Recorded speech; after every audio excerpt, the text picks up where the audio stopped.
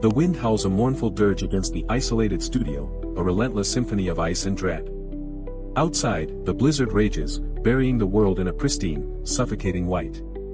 Inside, the red, on-air light glows, a solitary beacon in the encroaching darkness. Marcus Vance, a pragmatic, cynical 48-year-old Caucasian man with a neatly trimmed salt and pepper beard, deep-set tired eyes under thick brows, wearing a faded dark blue radio station polo shirt, his forearms bearing faint scars from old hobbies. His presence exudes a weary authority, a man accustomed to the quiet hum of his own voice filling the void. Tonight, however, the void feels different. On air, Marcus's gravelly voice cuts through the static, a cynical reassurance against the night's terrors. Welcome back to Midnight Musings, folks. This is Marcus Vance, your host, and it seems Old Man Winter decided to throw a tantrum tonight. He sips lukewarm coffee, eyes scanning the flickering console lights. We've got a caller on line 3, claims to have a tale that'll curl your toes. Let's hear it, you're on the air. A brief, unsettling silence stretches. A man's voice, ragged with fear, crackles through the speaker. Marcus. It's Frank. I'm looking out my window, and there are kids. 2 of them. Marcus rolls his eyes, a practiced gesture for the unseen audience. Kids, Frank. At this hour? Probably just teenagers looking for a warm place. He chuckles, but the caller's tone silences him. No, Marcus, no. They're just standing there. Staring. They've been there for an hour. And their eyes. They're just black. Solid black. A tremor runs through Frank's voice. Marcus frowns, a flicker of unease piercing his usual composure. This isn't the usual prank call. Black eyes, Frank. That's quite the imagination you've got there. You're sure it's not just the streetlights playing tricks? Marcus tries to regain his cynical edge, but the words feel hollow. A sudden, sharp pop. Then dead air. The line goes completely silent, replaced by the relentless hiss of static. Marcus leans forward, tapping the console. Frank? Frank, are you there? Only static answers. He tries redialing, but the line remains stubbornly unresponsive. A cold dread, foreign to his usual cynical detachment, begins to seep in. He clears his throat, forcing a professional tone. Looks like we lost Frank to the blizzard, folks. Nasty night out there. He tries to transition to music, but his fingers hesitate over the buttons. The image of black eyes lingers. He shakes his head, dismissing it. Just a crazy caller, overactive imagination fueled by the storm. He's heard it all before. He reaches for a record, but his movement is interrupted. A soft, almost imperceptible sound. The intercom, a heavy, reinforced steel box mounted on the wall, buzzes. Not the harsh, urgent buzz of his producer, but a soft, polite, almost childish tone. Marcus freezes. Nobody else is supposed to be in the building. Not tonight, not in this weather. His producer, Steve, would call his direct line.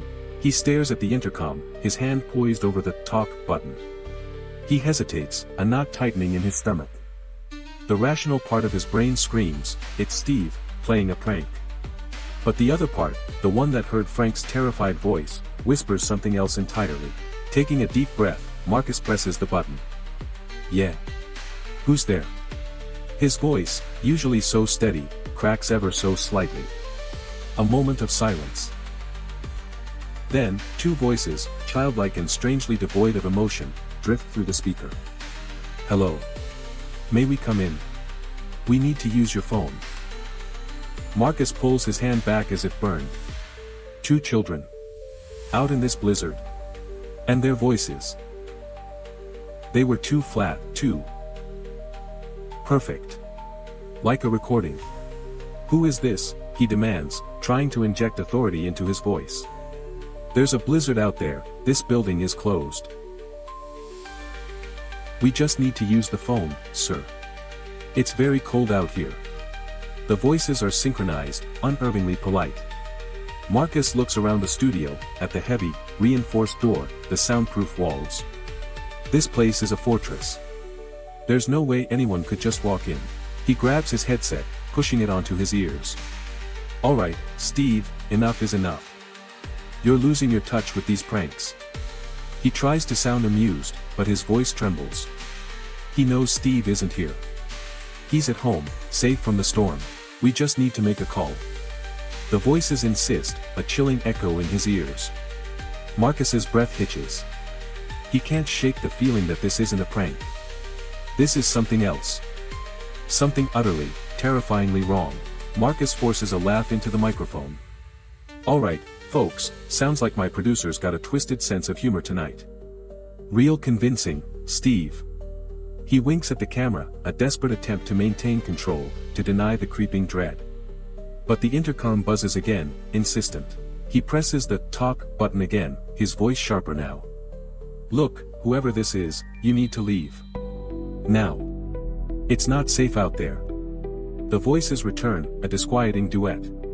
We just need to make a call. Our parents are waiting. There's no urgency, no cold, just a flat, unnerving politeness. Marcus glances at the security monitor, a small screen above his console displaying the heavy metal door of the studio entrance. Empty. Completely, utterly empty. He zooms in, adjusts the contrast. Nothing. Just the dark, silent hallway. A shiver runs down his spine. He zooms out, checks other angles. The lobby, the exterior. All clear. The blizzard rages, yes, but there are no figures huddling against the building, no children standing patiently by the door. His producer must be behind this, somehow. But how? A soft, rhythmic thump. Thump. Thump begins. It's coming from the other side of the studio door, directly above the intercom. It's not a violent banging, but a measured, persistent knock. Marcus's blood runs cold. The sound grows louder, more resonant. Alright, Steve, hilarious. Marcus forces a strained smile into the mic, his voice barely a whisper now. You really want to play this game? Fine. The knocking intensifies, echoing through the soundproofed room, a perverse heartbeat. Suddenly, the studio lights flicker violently. The fluorescent tubes above him buzz and hum, then dim to a sickly yellow, before snapping back to full power. The soundboard crackles, a surge of static spitting through his headphones. Marcus flinches. The security monitor glitches, the black and white feed dissolving into a chaotic burst of static. The images of the empty hallway twist and contort, an abstract horror.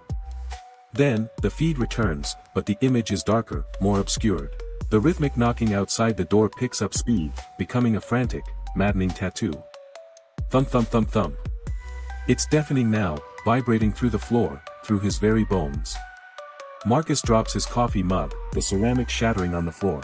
A pungent, ozone smell fills the air, mingling with the metallic tang of burning electronics. He looks at the expensive broadcasting console. Small wisps of smoke curl from a vent. A warning light flashes red, then dies. The console sparks. What the hell? Marcus mutters, his voice hoarse with fear. This isn't a prank. This is real.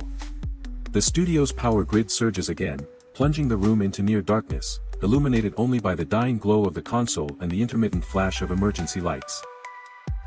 The rhythmic knocking outside the door becomes frantic, desperate. It's no longer knocking, but a frantic, inhuman scrabbling, as if something with sharp claws is trying to tear its way through the reinforced steel. The studio door groans under the assault. Marcus stumbles backward, bumping into his chair. He stares at the door, at the intercom. The children's voices. The black eyes. Frank's terrified call. It all slams into him. This is what Frank saw. This is what's outside. He fumbles for his cell phone, his fingers numb. No signal. Of course. The blizzard. The electromagnetic interference. He's completely cut off. The studio, once his sanctuary, has become his tomb. The producer, Steve. Marcus had tried calling him earlier, before the storm fully hit, to confirm he was staying home. Steve had assured him he wouldn't be coming in. So, who was outside? And how did they know to use the intercom? The lights in the studio flicker violently again, almost dying completely. The faint glow of the console provides the only light, casting long, dancing shadows that seem to writhe in the corners of the room. The rhythmic scratching outside the door grows louder, more insistent, a predator testing its prey. A sudden, unexpected silence falls. The scratching stops. The intercom goes quiet. Marcus holds his breath, listening to the pounding of his own heart. Was it over? Had they left? The calm is more terrifying than the noise. Then, a muffled voice, almost imperceptible through the soundproof glass. Marcus? Are you there? It's Steve. His producer. Marcus's heart leaps with a desperate, foolish hope. He rushes to the intercom, pressing the talk button. Steve! What the hell are you doing here? Get back inside, it's not safe. Marcus yells into the intercom. Another long pause. Then, Steve's voice, sounding strangely distant, strained. I just needed to check on something. Are you alright in there? No, I'm not alright. There are things out here, Steve. Just get back in the studio. Marcus pleads. Steve's voice is almost a whisper now. I just need to look at something in the lobby. I'll be right back. The intercom clicks off. Marcus pounds on the intercom. Steve!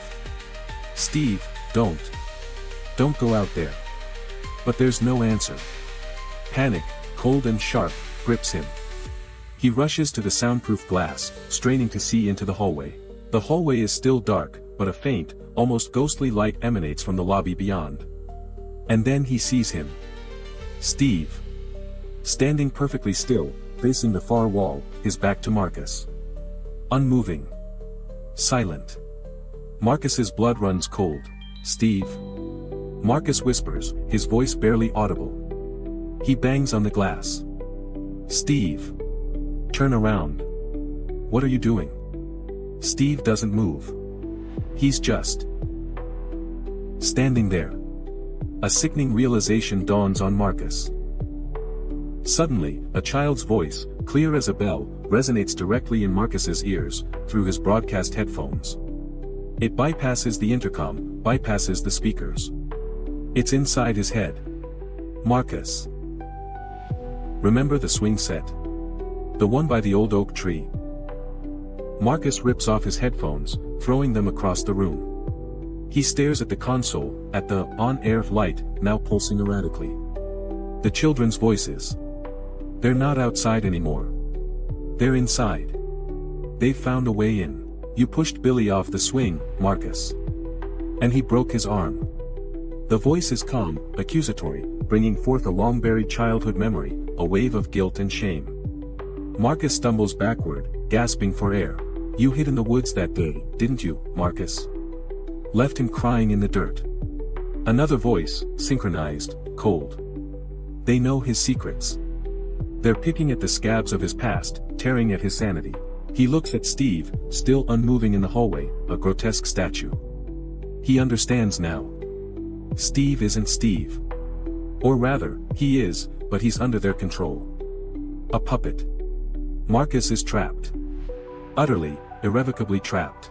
The studio's emergency lights flicker on, then off, casting the room in a strobe-like effect. The air crackles with an unseen energy, making the hairs on his arms stand on end. The voices, though gone from his head, feel like they're still echoing in the very walls. He backs away from the glass, his eyes scanning the studio, searching for an escape, a weapon, anything. The heavy door, his only way out, suddenly feels like an impossible barrier. He's at their mercy. The children's voices. The black eyes. They don't need to break in. They just need permission. They manipulate. They torment. And they want something from him. Something he doesn't want to give. A low hum starts up from the broadcasting console, a sound so deep it vibrates in his chest. The on-air light flashes with an alarming regularity, reflecting in the empty monitor screens.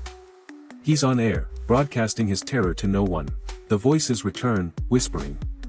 Not in his head this time, but from the studio speakers, barely audible over the hum. Marcus. It's lonely out here. We just want to be warm. His cynicism, his rational mind, has completely shattered. He looks back at Steve in the hallway. Still unmoving. Still facing the wall. Marcus knows he should try to reach him, but a primal fear keeps him rooted. He's alone. Completely, terrifyingly alone. The air grows cold, not a natural cold, but a bone-aching chill that seems to emanate from within the very fabric of the studio. His breath fogs in front of him. This isn't just a blizzard. This is supernatural. This is a nightmare come to life. A soft click. A sound that shouldn't be possible. The electronic lock on the heavy studio door, the one that requires a key card and a manual override, quietly disengages.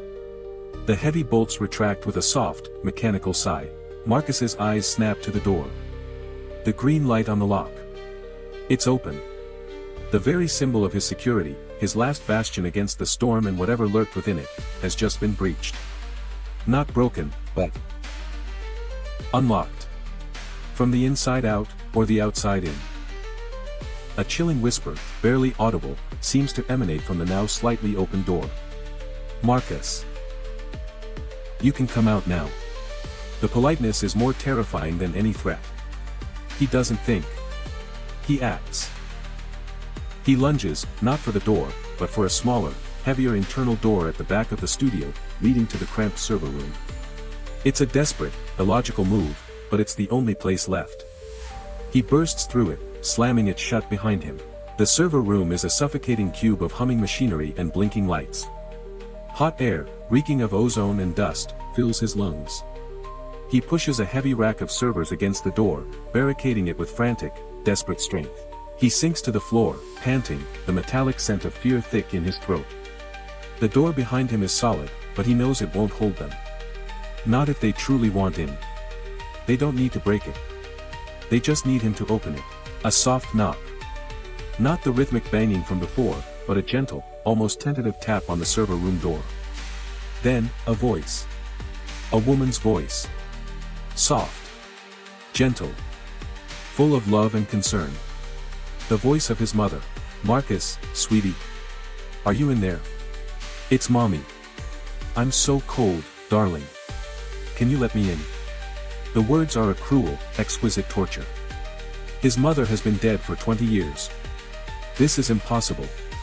But the voice. It's perfect. He clamps his hands over his ears, shaking his head violently. No. No, you're not real. Get out of my head. He screams, his voice cracking. But the voice persists, calm and loving, a poisoned lullaby. I just need to come in, Marcus. Just for a moment. It's so cold, and I miss you. Each word is a dagger, twisting in the wound of his grief.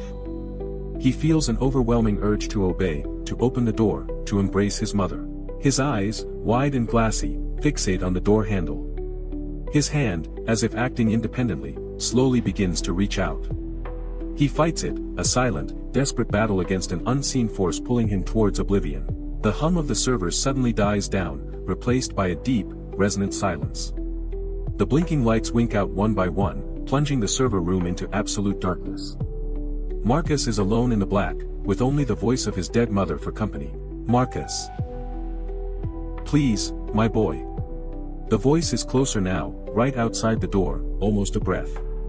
He can feel the icy tendrils of its presence seeping under the door, wrapping around his ankles. His hand touches the cold metal of the door handle. A spark of agonizing clarity. This isn't his mother. This is them.